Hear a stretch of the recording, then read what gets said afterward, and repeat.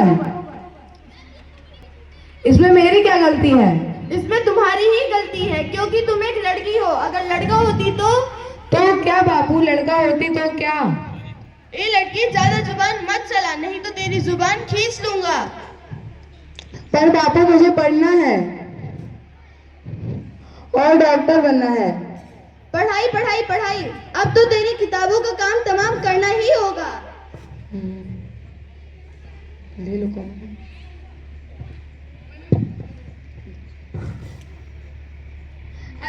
अरे बाबू, मेरी कॉपी किताब क्यों फाड़ रहे हैं? आपने मेरी कॉपी किताब को नहीं, मेरी किस्मत को फाड़ा है, किस्मत को। जितनी जल्दी तुम्हारा विवाह हो जाए उतना ही अच्छा है। मुझे ब्याह नहीं करना, मुझे पढ़ना लिखना है। तुम जितनी जल्दी चूल्हा चौका करना सीख जाओ उतना ही अच्छा है। कल तुम्हारी शादी होगी, वो भी कल के कल। अपनी तो यही है कहानी, आंचल में है दूध और आंखों में है पानी। बेटी मुझे माफ कर दो, तुम्हारे बापू के आगे मेरी एक ना चलेगी। मुझे माफ कर दो बेटी, माफ कर दो।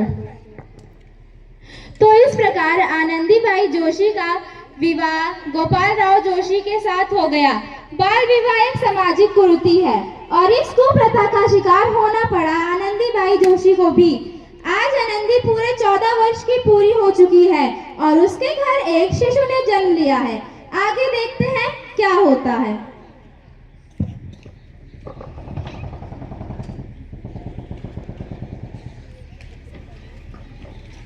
अरे देखिए ना, इसे क्या हो गया है।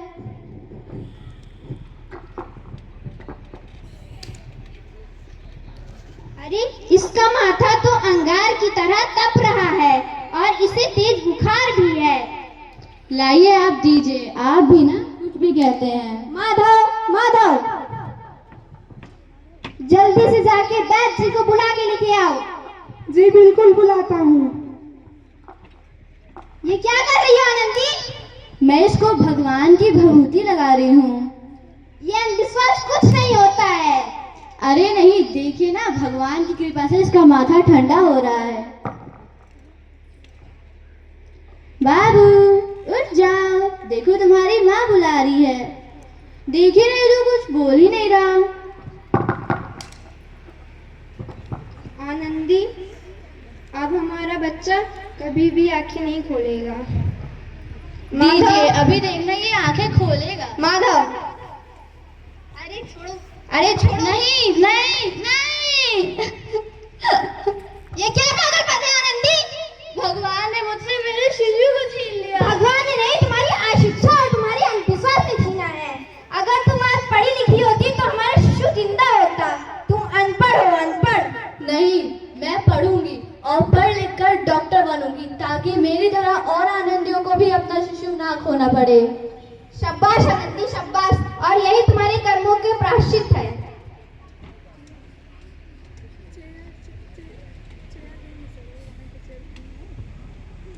चेयर उठा लीजिए उधर,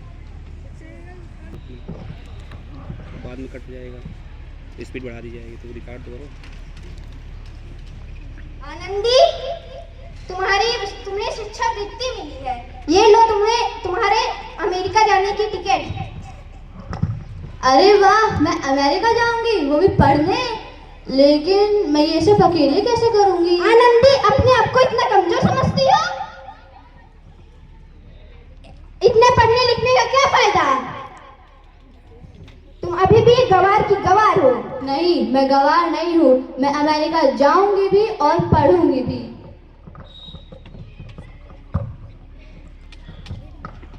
तो इस प्रकार आनंदी 7 अप्रैल 1883 को अमेरिका के लिए रवाना हो गई। उन्होंने वहां डॉक्टर ऑफ मेडिसिन की उपाधि प्राप्त की और इधर उनके पिता की तबीयत काफी खराब है। देखते हैं आगे क्या होगा।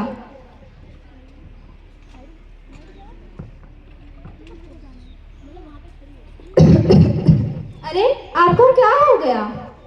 अब लगता है मैं और जीवित नहीं रह पाऊंगा। अरे आप ऐसा ना बोलें। इस सिटी में एक नई डॉक्टर आई हुई है जो अमेरिका से डिग्री ली है, क्यों ना हम उन्हें दिखाते हैं। हाँ, एक बार दिखा लेते हैं, इससे हमारे दिल को तसल्ली हो जाएगी। नीचे उतर के फिर आइए।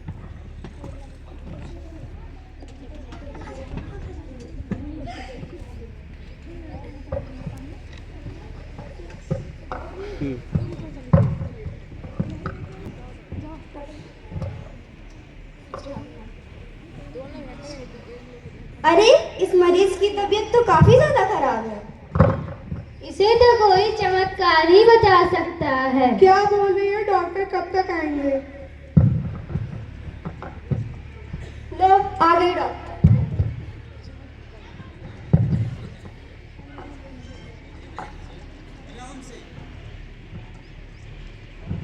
अब ये बिल्कुल ठीक हो जाएंगी।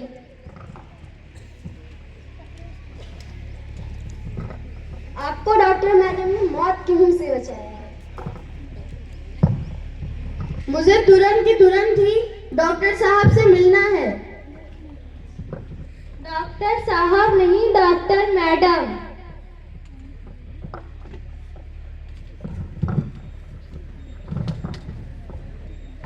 धन्यवाद मैडम साहब। डॉक्टर मैडम, मैं आपका सदा आभारी रहूंगा। आपने मेरी जान बचाई है। मुझे आप सिर्फ एक वचन दीजिए। कैसा वचन? कि आप कभी भी लड़कियों को लड़कों से कम नहीं समझेंगे। ये कैसा वचन है?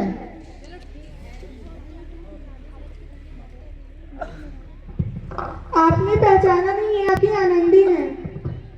आनंदी? मेरी आनंदी? हाँ, वही आनंदी जिसके हाथों में आपने बचपन में किताबों को छीन कर फाड़ कर चौका चूल्हा थमा दिया था। माफ कर दो बेटी आनंदी। आप सिर्फ मुझे एक वचन ही दीजिए कि आप आज के बाद कभी भी लड़कियों को लड़कों से कम नहीं समझेंगे।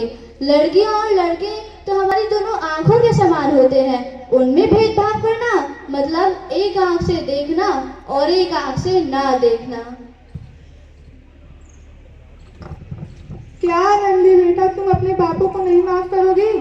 अरे मैंने तुम्हें कब का माफ कर दिया था। भला मैं अपने बापू से नाराज रहूंगी?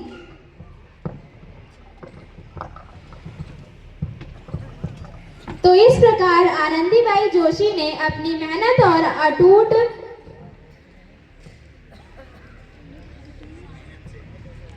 विश्वास आनंदीबाई जोशी ने अपनी मेहनत और अटूट इरादे से न कि वो पहली भारत डॉक्टर महिला बनी, बल्कि वो उन लड़कियों को रास्ता दिखाकर गई जो अपने भविष्य में कुछ करना चाहती थी।